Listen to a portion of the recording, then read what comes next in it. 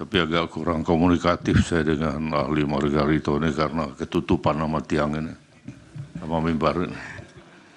Saudara ahli, kita sama-sama tahu adanya putusan MK nomor 90. Kemudian kita juga sama-sama tahu ada undang-undang tentang kekuasaan kehakiman. Di dalam undang-undang tentang kekuasaan kehakiman itu secara tegas dinyatakan seorang hakim apabila ada benturan kepentingan harus mengundurkan diri. Kemudian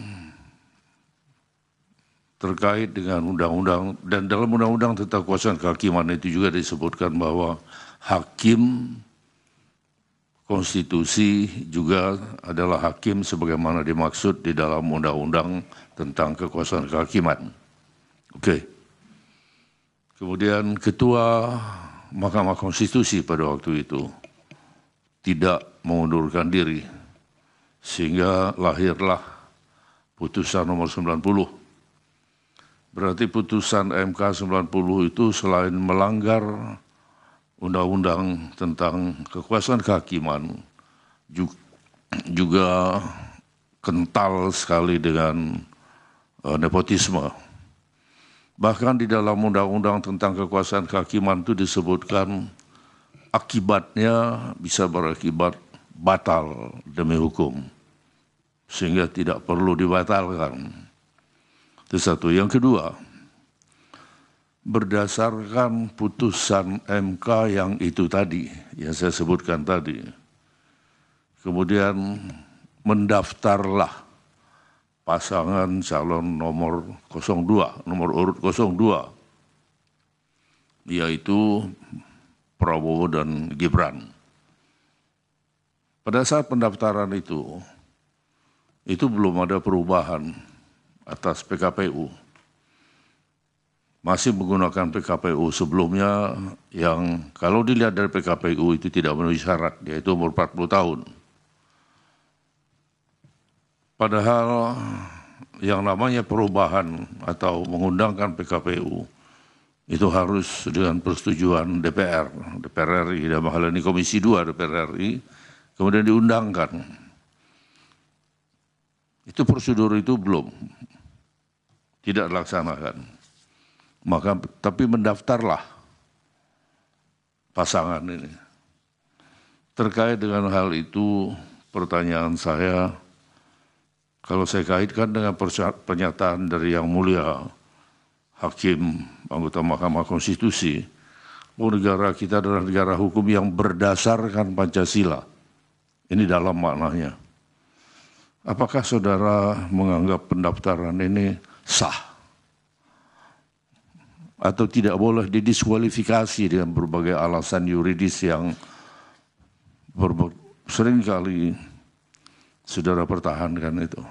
Dan kita sering sekali berdiskusi, bahkan berdebat di berbagai stasiun televisi, saudara menyatakan hal itu. Nah, saya agak meragukan terkadang dengan pernyataan-pernyataan saudara ini, yang terkadang tidak konsisten. Seperti misalnya, pada tanggal 5 Maret 2024, saudara mengatakan bahwa Pilpres 2024 sama seperti Pilpres 2019. Berapa hari kemudian, tanggal 22 April 2019, saudara mengatakan 2024, pelaksanaan pemilu kali ini jauh lebih buruk dari pemilu-pemilu sebelumnya, bahkan lebih buruk dari pemilu di era Orde Baru.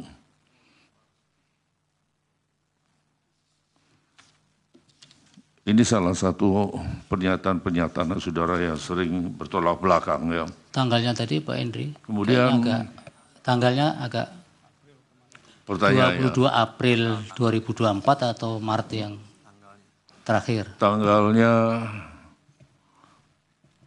kan ini kan baru di 22 April 2019. Baik. Dia mengatakan bahwa Pertama di Maret 2024 mengatakan Pilpres 2024 sama dengan Pilpres 2019. Sama seperti itu. Tapi di 2019 dia mengatakan bahwa pelaksanaan pemilu kali ini jauh lebih buruk dari pemilu sebelumnya. Bahkan lebih buruk dari pemilu di era Orde Baru. Artinya, kalau kita lihat di sini, bahwa pemilu sekarang ini masih jauh lebih buruk. Iya. Ya.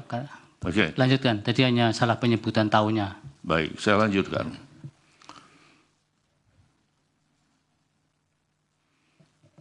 Ini siapa pun. Sementara dari saya cukup ya Allah. Mungkin lanjutkan teman yang lain.